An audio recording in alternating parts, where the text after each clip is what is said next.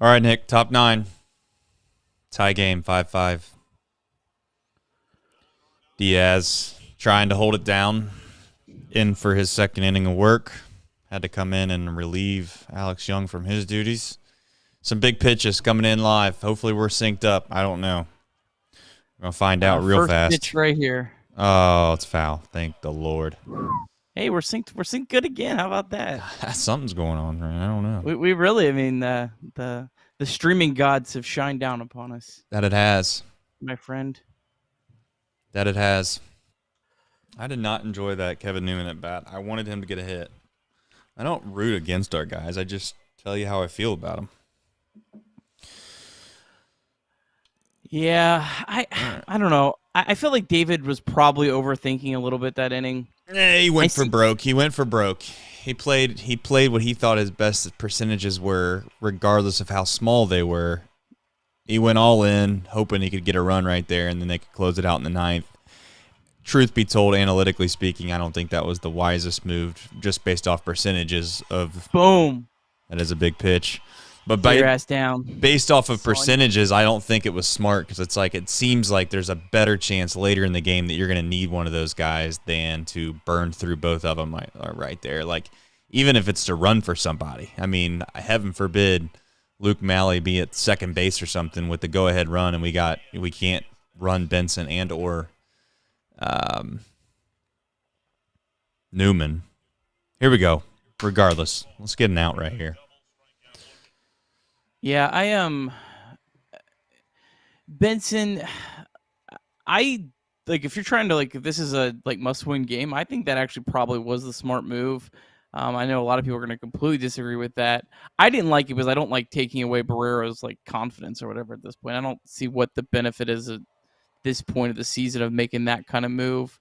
But Gallegos, I looked it up. His batting average against right-handed batters is sub 200 for 6 straight years. He dominates right-handed batters. So that was the move. Didn't work out. And then Newman over Malley.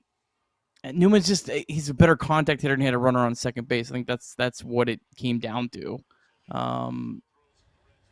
But I see what you're saying. It's probably not worth losing a bench spot.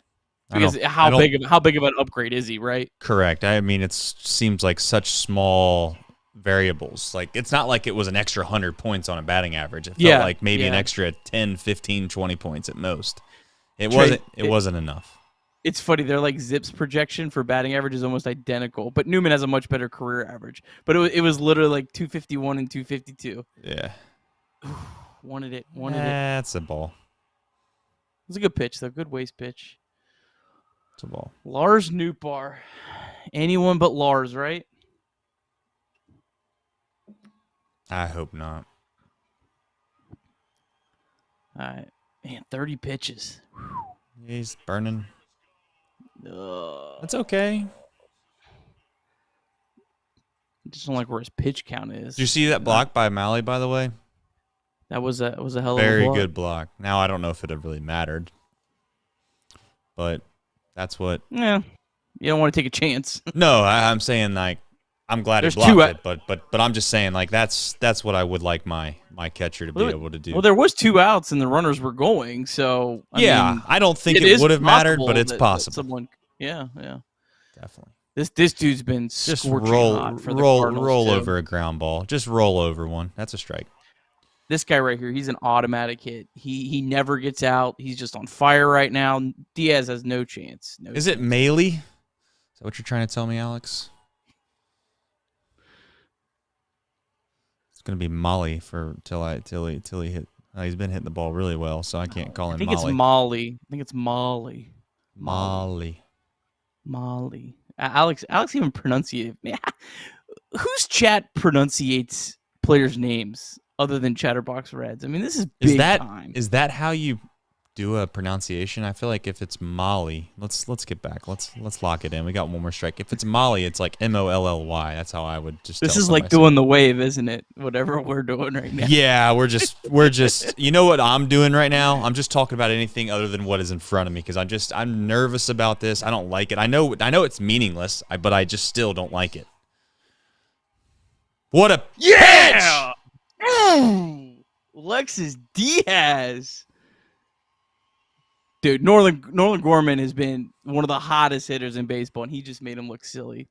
That's good stuff. That is good stuff. Let's go. Let's walk it off. Let's go, man. Reds. Let's walk it off, boys. And girls. Yeah. And children of all ages. You know, I changed on my MLB app. I changed it to the Reds logo. I don't know if you know you can do that, but you can. Okay. I think I need to change it back though, because I got a little bit of a problem. It sends you notifications as Before if it on TV. Yeah. No. It sends you notifications as if as if it's like the MLB app, because it is the MLB app. But I'll get notifications that says like, you know, hot top prospect tearing it up in the minors, and it's like has nothing to do with the Reds. It's just MLB news. Oh. So it's, I don't know. Milwaukee's Brewers future superstar. Yeah, they don't even say that. Spencer Steer is very good. I like Spencer Steer. Although I will also tell everybody, if we're going to complain about Great American Ballpark and how it's small, then we should probably talk about the fact that Spencer Steer hit a ball barely out of the ballpark, and it helped us. So I'm always on that side of like, be careful what we wish for in regards to this ballpark. Sometimes it helps us, sometimes it hurts us. Do we really know if it helps us or hurts us more than other teams? I don't know. It seems like just a wash. I feel like the Reds have played pretty well at home, like throughout the years. Like I don't feel like they've had like some unnatural home record compared to like their overall, right? I don't. Yeah. Do you remember a year where like they were? Yeah. Not there was very bad. good at There home was compared to, there was bad splits. I don't know. You know what the Reds do deserve, if we're going to be serious about this topic? They deserve to get a replay in their favor. And what I mean by that is, it's like they should get like a call stands when we think they're probably in the wrong, or it's like it seems like it always goes against them. I don't really feel like this is like after show discussion, but I saw a lot of people say that was a terrible challenge by David Bell. No, you got to take a chance. You're in the ninth inning. I mean, right. You don't get any extra points for saving those challenges, you know. No, and I think they will auto review most close plays if they think it's you know, right. whatever. All right, top of the order. I hope we do not play the whole home run ball game. You know what I'm saying? Where you get to the end of the game, and it felt like the old extra innings was definitely that way. It seemed like everybody was going up there trying to end it in one swing the whole time. Let's just get on base. That's not a strike. That's not a strike, man. Did he call that a strike? Yeah. Dude, that's what is it with the umpires? That's a breaking ball, and that's high. Are the Reds like not feeding the umpires well or something? Like, do we need to get them a better pregame spread? Foul. Say it's foul. That kind of looked close. That looked close. I don't know where it ended up. But this guy gave up 2 runs in his last outing. Ooh, we got a good clap going at Great American. You can hear it. Make some noise. Make noise. And they'd be ripping that song right now. You know, we'd be in first place if they didn't get rid of it. He wanted to call that a strike. You know what they're trying to mix in is that is the song that they play before kickoffs, after touchdowns, and after scores for UC football. Can't say that I know what that song is. It's like Pump It Up song or whatever. And they're trying to play the third down. These are good takes by India. Yeah, they are. They are very good takes. They also play they also play the third down song when there's 2 strikes for hitters. That's the same song for UC football. It's almost like they got the same person running the DJ track. It's a good at bat. It's a tough at bat, but it's a good at bat. That's a good swing. 100-mile-an-hour fastball is not easy. Yeah, located right there too. Yeah, that's just a good pitch. He was on time. See Matt McLean. Yeah, do something. Do something. You know, this would be a pretty nice time for your first career big league home run. Just saying. That's what a lot of people are saying in Cincinnati right now. Good take. Let's guess fastball because that's what they're all doing. Let's be on time. Run into one of these 100-mile-an-hour fastballs. Yeah, I would sell promise out. you, it's gonna go far if you get it. He's selling out. You can't not sell out 100 mile an hour. Told you. Yeah. It's a good rip. 101 mile an hour. You don't have. I mean, it's legitimate. Just 100. You're going. If you see it, you're letting it rip.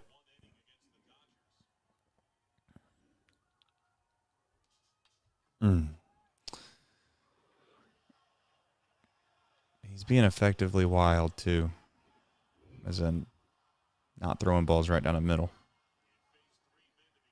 I'll tell you what, Will Benson's at bat was so disappointing because he got so many hittable pitches there that it's just like, man, just put the ball in play at least. 92 mile an hour. That's not hitting that ever. That is tough. You're just not hitting that ever. So at least Look at he's that some more pitch. pitches here so we can have this guy be a 1-inning outing. That's. Whew.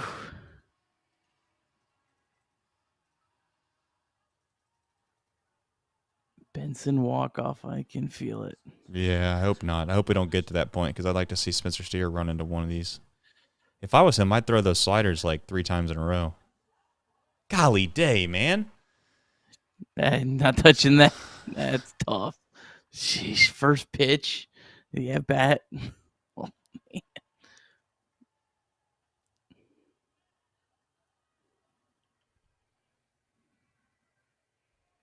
No.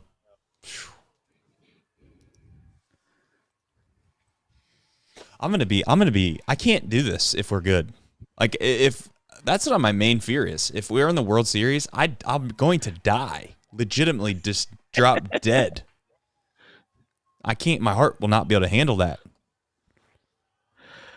I legit in the 2013 wildcard game, I was sick, and I'm not even like joking. Like I was like nauseous, like about to throw up before that game started. Shouldn't care this much.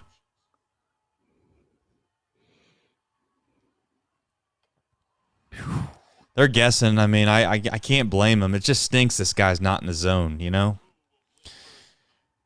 This reminds me of like a Aroldis Chapman back in the day. And him getting that garbage strike against India didn't help. That, kind of makes you feel like you got to swing a little more. Yeah. Yeah, that might work out for the company.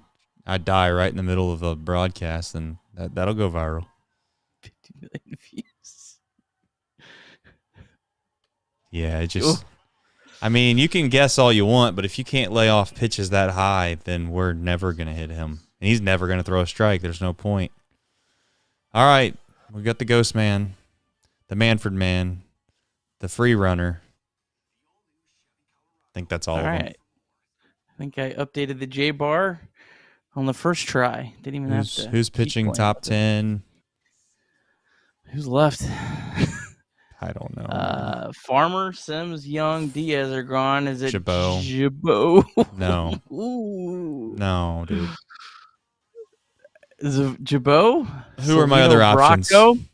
No. Kevin Herget threw 2 innings yesterday, so he's out. Keep going. Who's left? Who am I missing? It's going to be Jabot.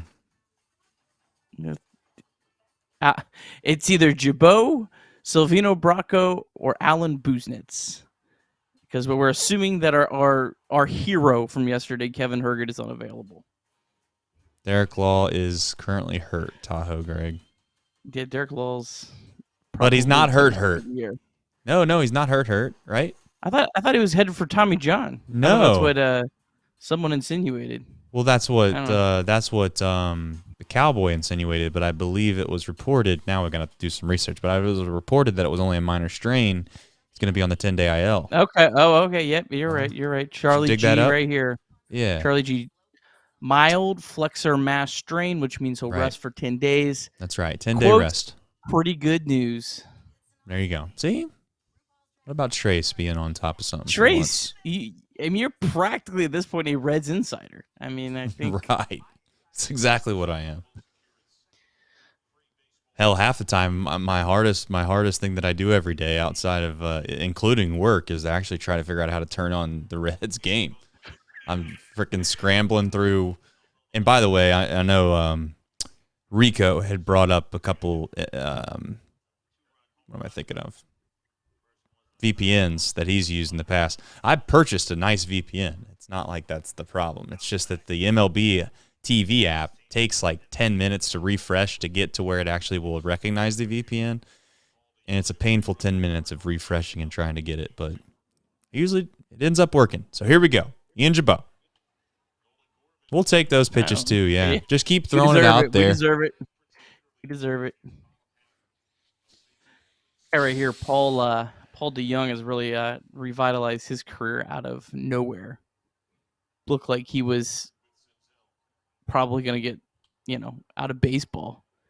He's got a 159 OPS plus entering today, 52 last year. Raises OPS by 100 OPS plus by 107%.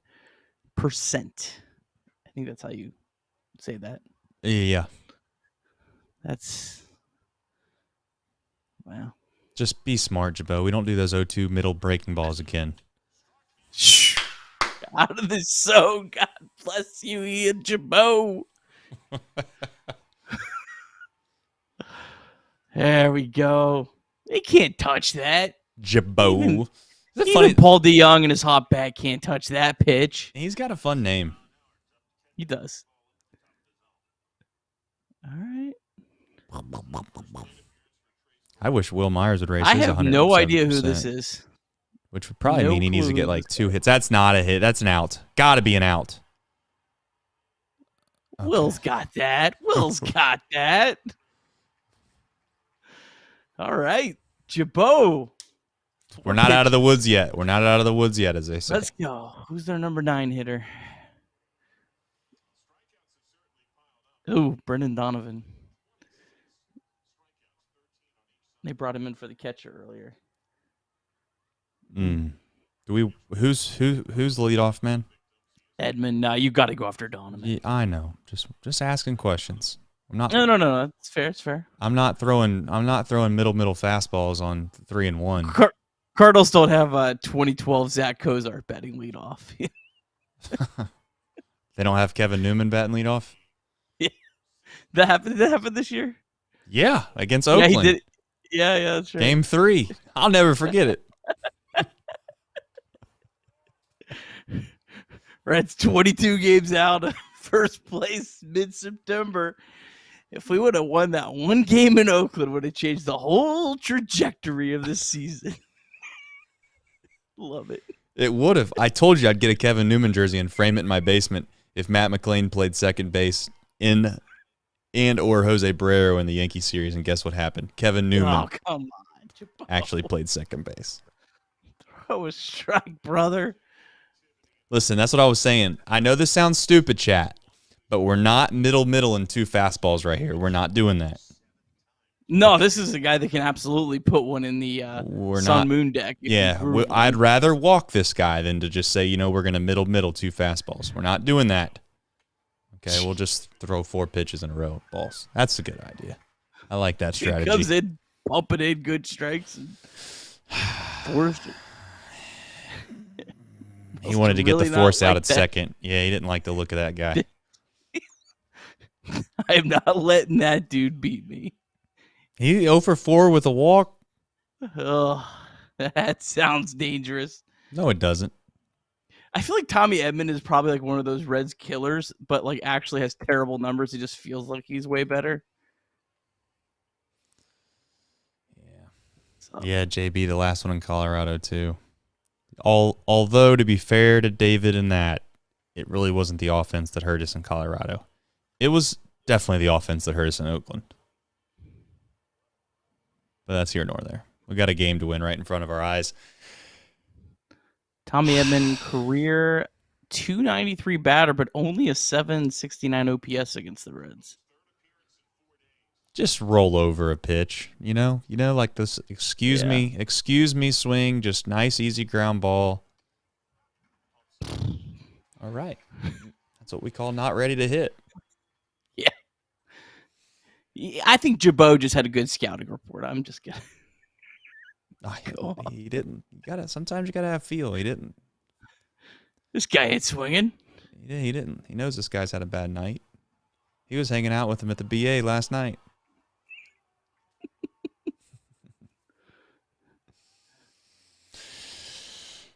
Jabot, we need just one time. These last 2 times you came out here, not good. This time needs to be good. Nice pitch. Let's go. Nice pitch. Worst swing. Let's eat him up. Eat him up. Stay inside, by the way. If he's going to swing at pitches a foot in on the plate, let him hit it. There's that. There. You hear that? I do like that. The thing is, they don't get a chance to play through it because the pitch clock.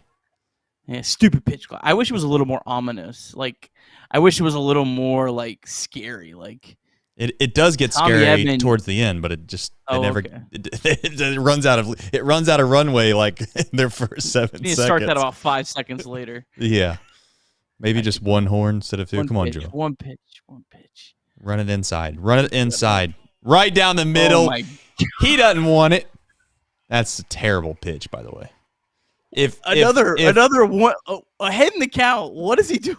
If that ball gets hit in the gap or gets put in play and they score right there, we are absolutely pissed. Pitching's hard. I don't want to ever like make it sound like I'm like, oh, we didn't, locate better, but jeez. I'd rather throw a bad pitch and get a good result than throw a good pitch and get a bad result. Yeah, so I'm all for it.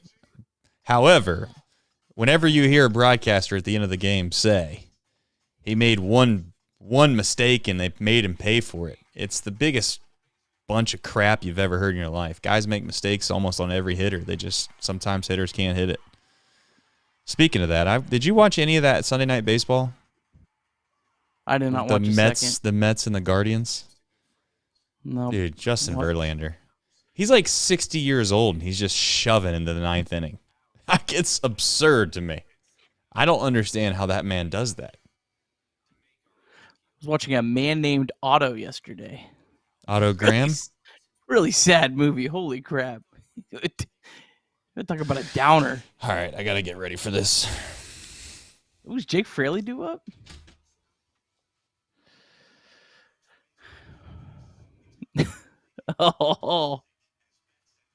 Oh, he's confident. I like it. Oh yeah, we only need a base hit to win the ball game. Too. So Tyler Stevenson. Tyler Stevenson. Have a moment. Stevenson, Senzel, Fraley.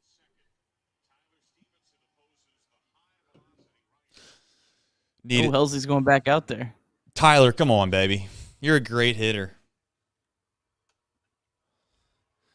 I know this sounds stupid. It's actually not stupid. I'd walk Tyler. I really would here. You just got such a better chance of getting a rollover, like a double play, to get yourself a chance to not let someone score. Instead, you're going to let 3 guys hit for a chance to win the game. Maybe it's the intentional, unintentional, intentional walk, or whatever the hell you say. Walk Stevenson, pitch to Senzel, walk Fraley, face Myers with the bases loaded. But the problem is this guy, I think it sometimes will just randomly not be able to throw strikes. So I'm sure that goes into it too. Wow. Looks like he's going to walk him on accident. He's got that Alexis Diaz second inning jitters. Love it. I love this guy. I do love it, but at the same time, it's like kind of Chapman-esque back in the day. He just legit walk the bases loaded and then just mow 3 guys down. Well, guess he's not going to try to walk them. Come on, Tyler. Just do the damn thing, will you? Hit this 97 or 98 mile-an-hour fastball. Hit the Toyota Tundra. Oh, good pitch. Oh, no. Okay. All right. Yes. Yeah. All right. That's a no. Yes. That's This big. is just a ball player. That's He's right. A ball player. Hey, good block. Nice block, kid. I cannot stand. I cannot stand the knee down catching. You can't do that. That's gonna go by the wayside here in the near future. Oh, that was a walk. That was ball four. No, That was ball four. Infield in. Are we going on contact? That's the question of the day. I think that you do. Yeah, because you're gonna have a runner on second still. I agree with that. Yeah, I agree. Now the only scary part is you got a guy on third though. I don't think I'm going on contact. And I'm a contact guy. But if you don't go on contact, you risk a double play. What's that? If the ball's hit right to the second baseman or shortstop, and if you don't go on contact, you risk a double play. I don't think they're double. You're not risking a double play. I don't think they're doubling up Cincy with the infield in on a double play, unless it's hit perfectly right at to him. You know. Well, then I'll tell you what. If they do that, then Tyler Stephenson's going to take off as soon as they flip the ball to second base, and they're going to lose. Like they're not. We'll see. They're not going to turn a double play without Tyler Stephens. Doesn't matter. Doesn't matter. Doesn't matter. Just take your time. Don't get anything stupid happening. Nice throw, Edmund.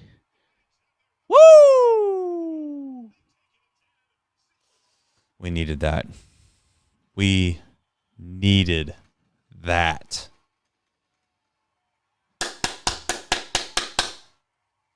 Nick, did the J-Bar? Start the show.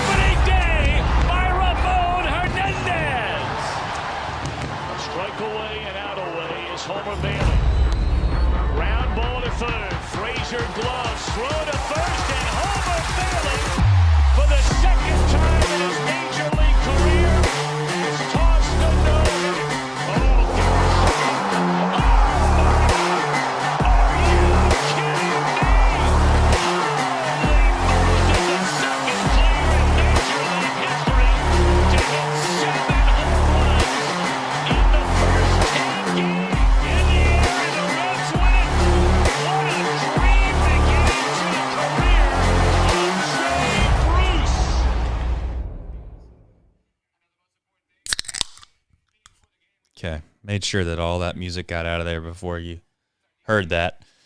Nick, the Reds were on life support. Let's be honest. They needed a win. It felt like things were going south. We'll get into the box score recap just in one moment, but your overall feelings of happiness at this very second.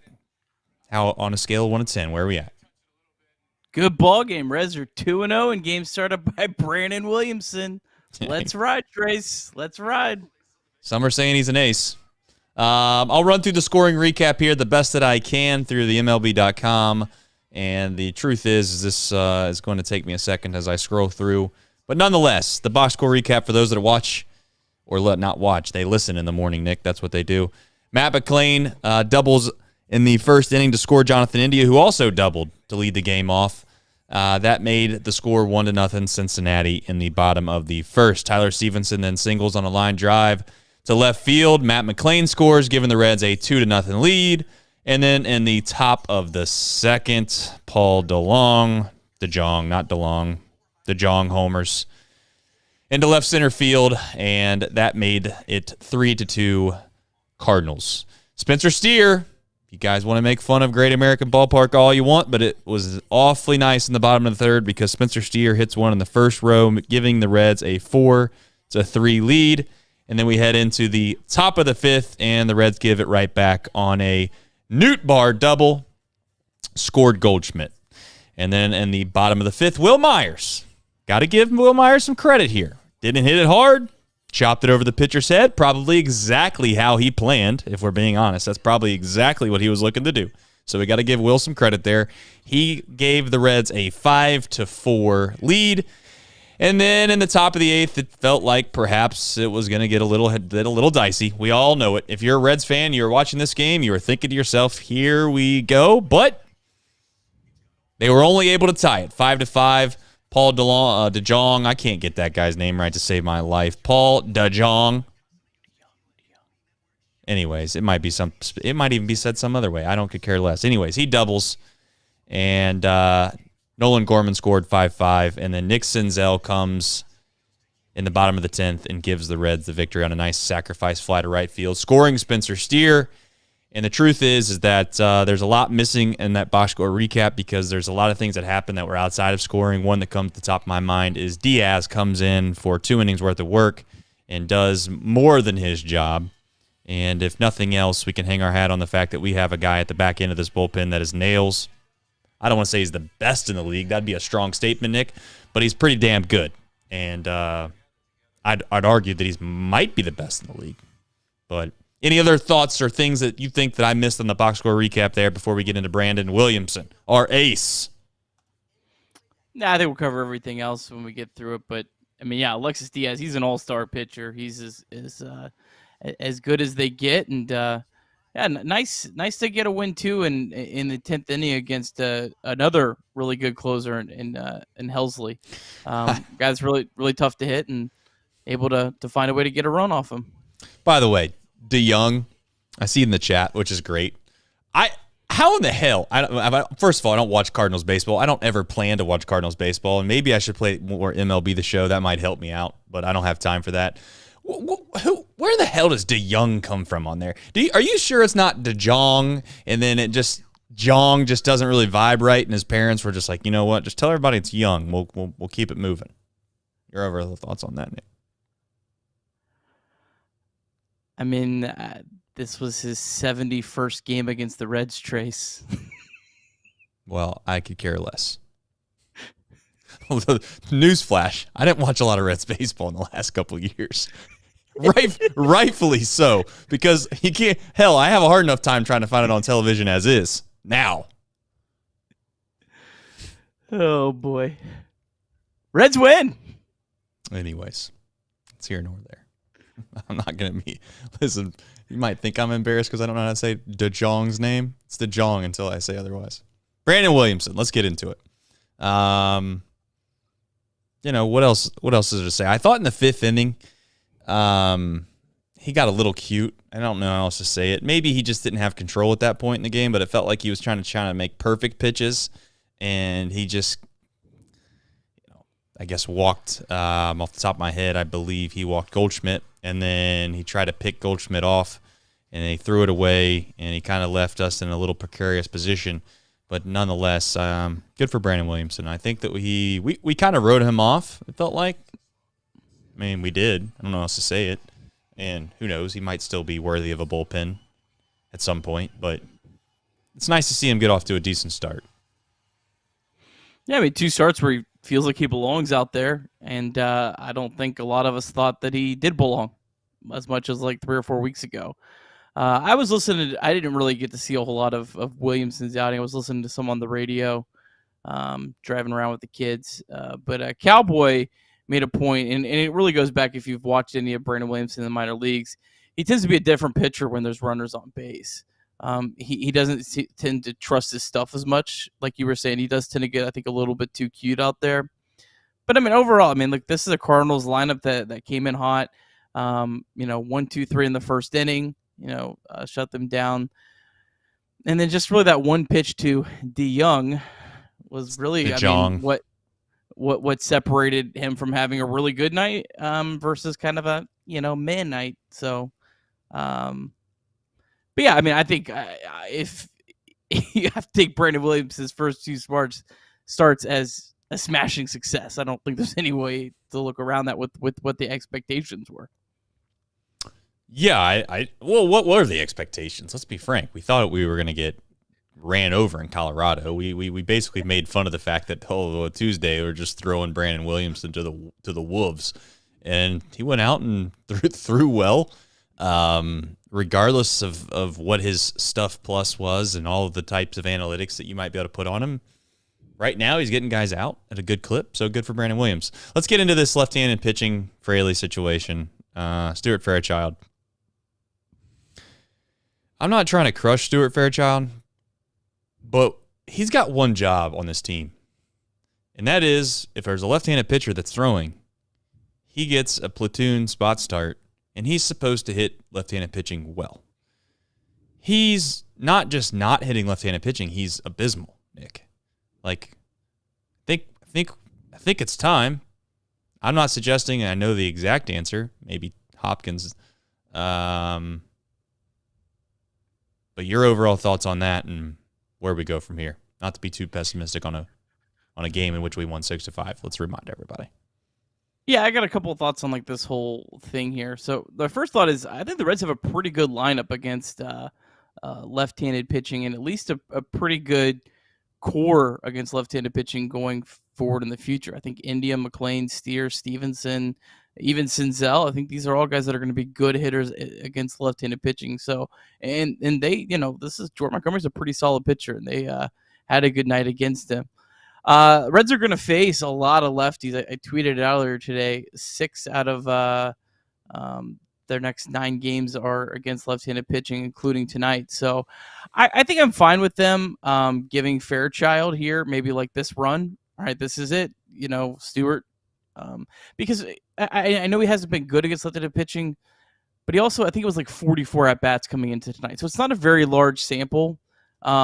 So I'm fine with that, and then maybe, you make the swap. But the other point that I wanted to make on this, and I think it's a point that gets missed so often when we're talking about platooning Jake Fraley, because as soon as the lineup goes up on Twitter, it's idiots, you got to play Jake Fraley, and like we've talked about the numbers. I'm not going to go down that road. I think everyone knows what they are. But there was a situation in this game that is a huge, huge advantage to platooning Jake Fraley, and it didn't work in the Reds' favor tonight. But Fraley came into pinch hit against Paliente, I think is how you say his name. We got them all tonight. Cardinals probably worst pitchers. Got like an ERA around 5, FIPS around 5. But Jake Fraley got a chance to come in the 5th inning with 2 runners on base to hit against a terrible right-handed pitcher. He doesn't get that chance if he starts this game against a left-handed pitcher. So you're setting Jake Fraley up for success in that spot, and then Fraley ends up staying in the rest of the game. So I think I don't understand why there's this notion that platooning is such an evil, dirty word. You actually set Fraley up for more success than if he had started him. One more point in this, and I'll shut it. But there could be times where Jake Fraley, because Jake Fraley is the Reds' only good hitter, only good left-handed batter, right? He's the only one.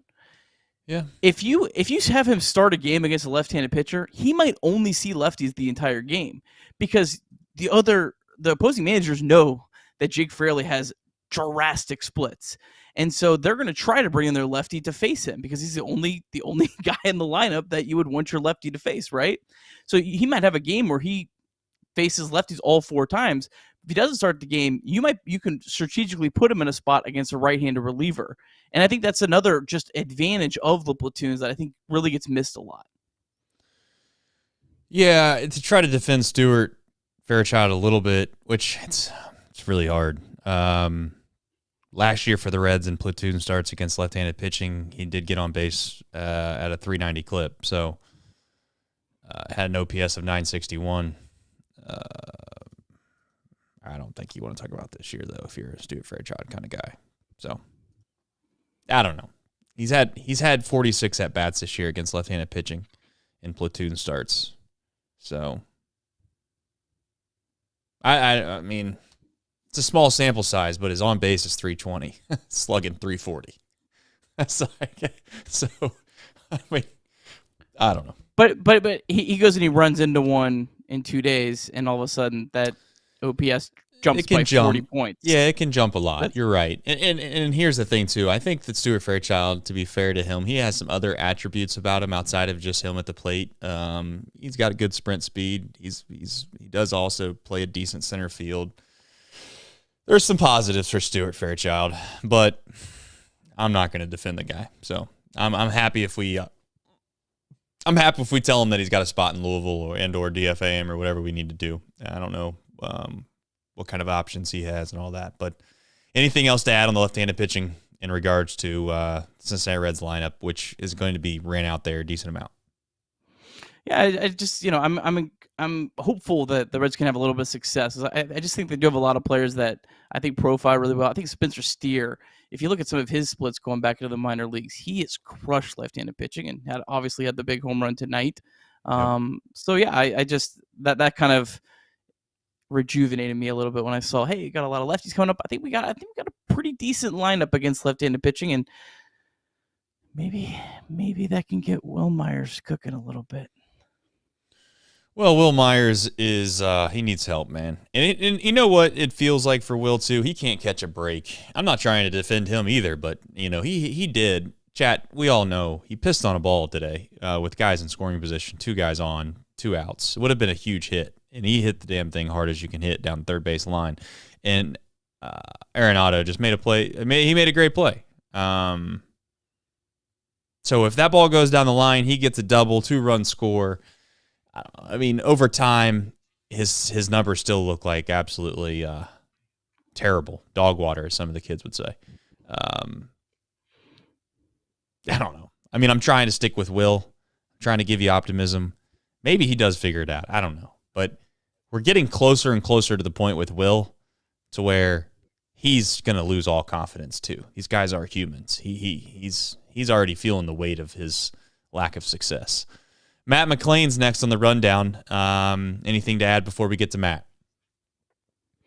Just on Will, I mean, he's kind of in almost that same boat as Fairchild. Obviously, much different spots of their career, but with all these lefties coming up, Will Myers was brought in as a guy that should hit lefties really well.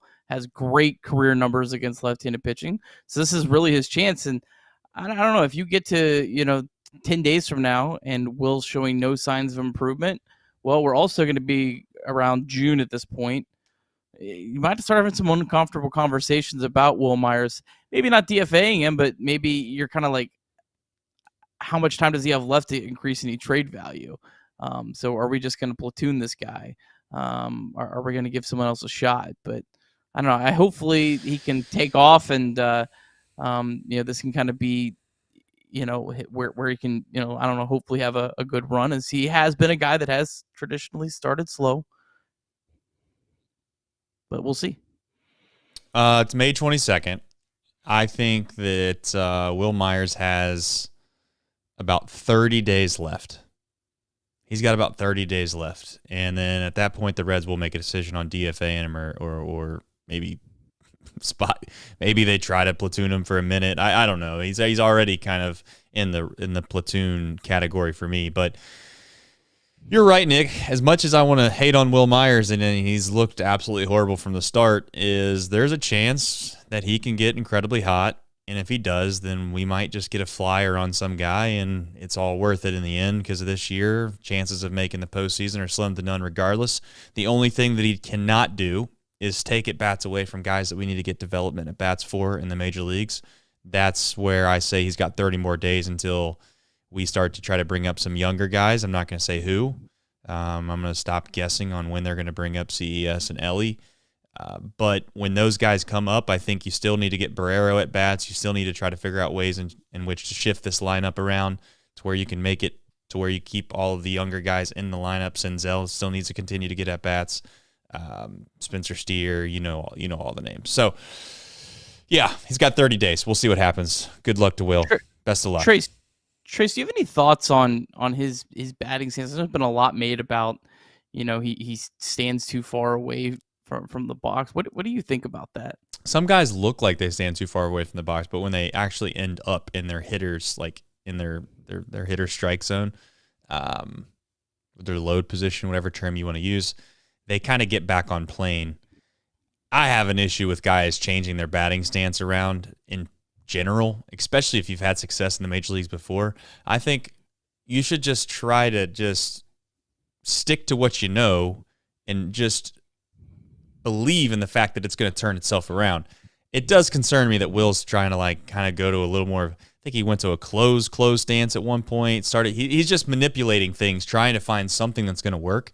It's like you've played in the major leagues long enough, man. Your natural swing that you've been using for 4 or 5 years has to be good enough. And if it's not, you're not going to fix it in the next week and a half, right? Like that's the one thing. These guys take millions of swings in the offseason.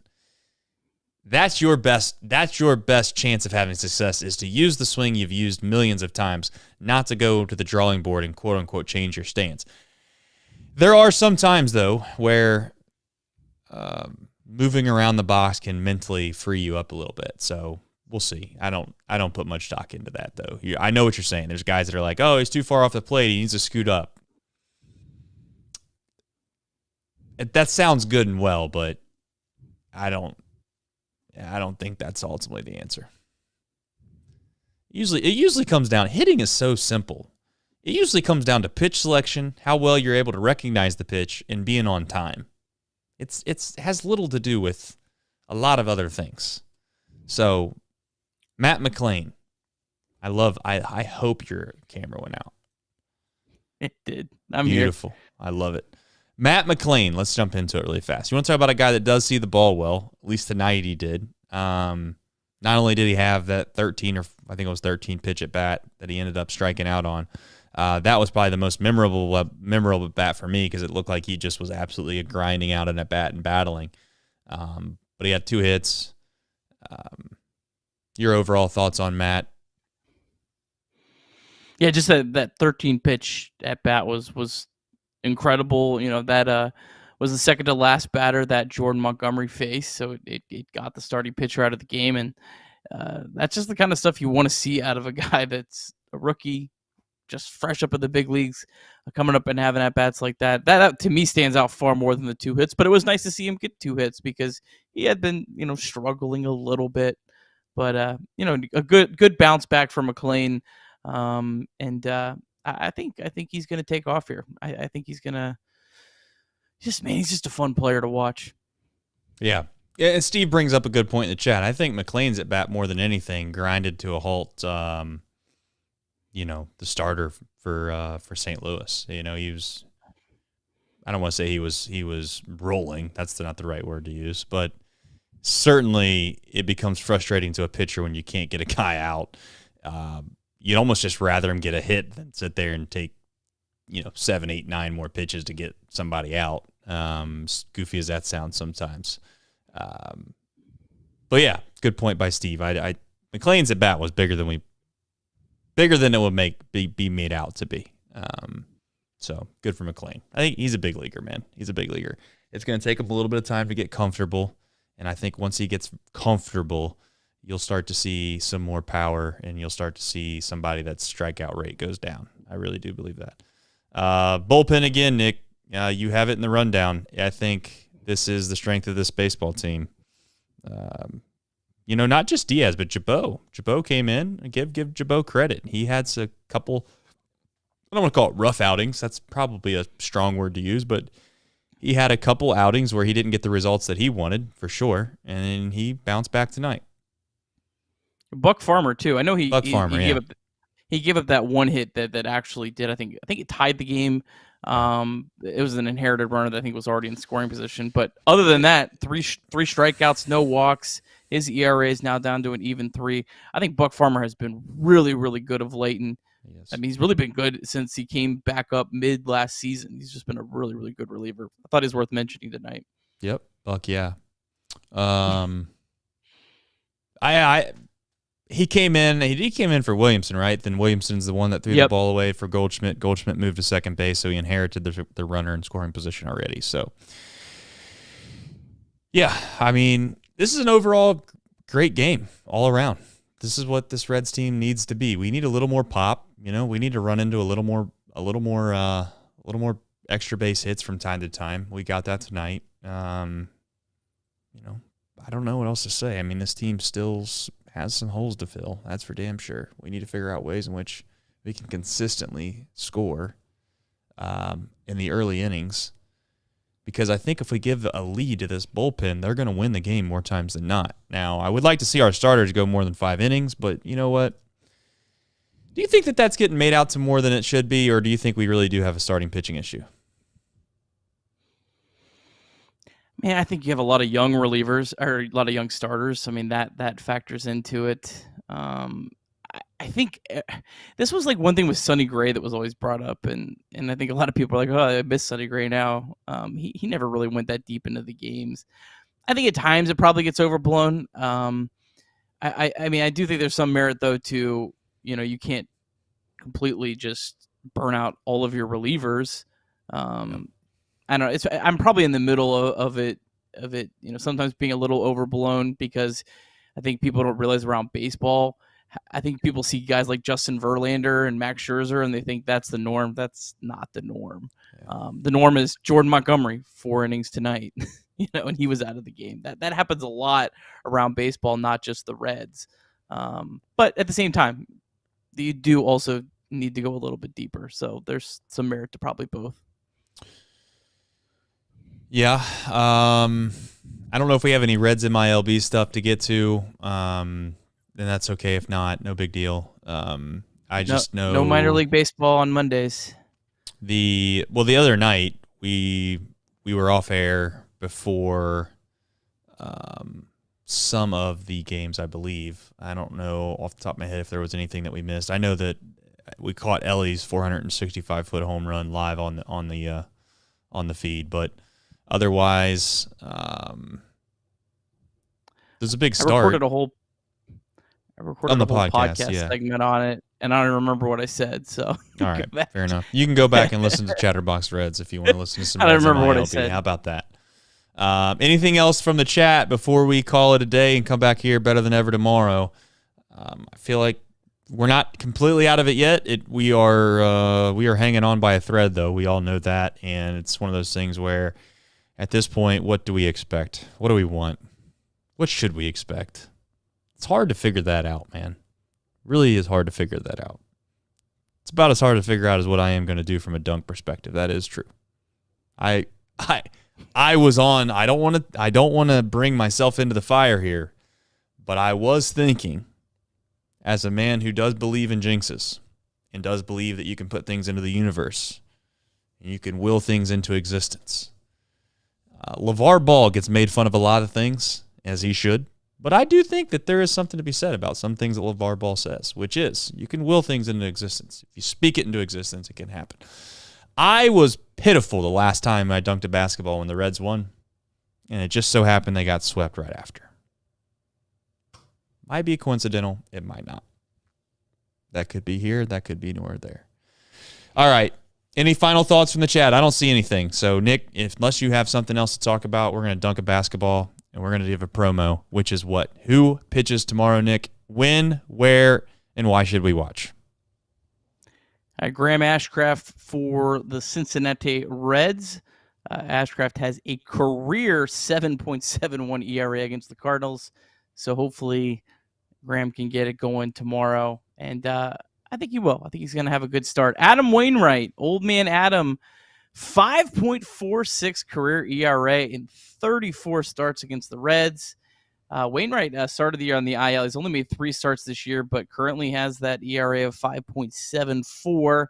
So it'd be nice if the Reds could send Mr. Wainwright a nice little retirement party with a big-time smackdown tomorrow night at Great American Ballpark. That's right. And for those that are wondering, I'm dunking a basketball because that's what we do.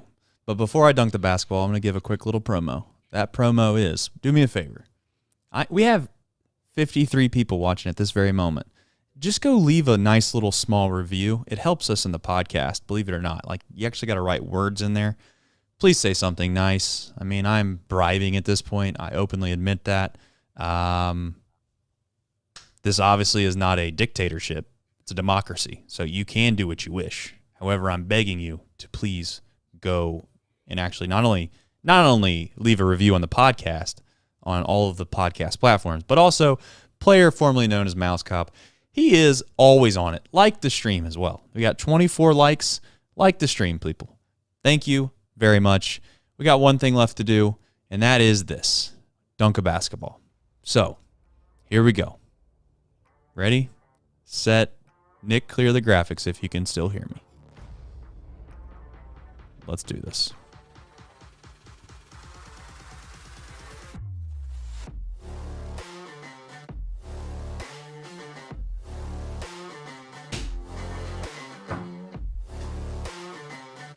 These are getting difficult, you know? Because I really have no idea what I'm going to do. It's just relying on pure athleticism.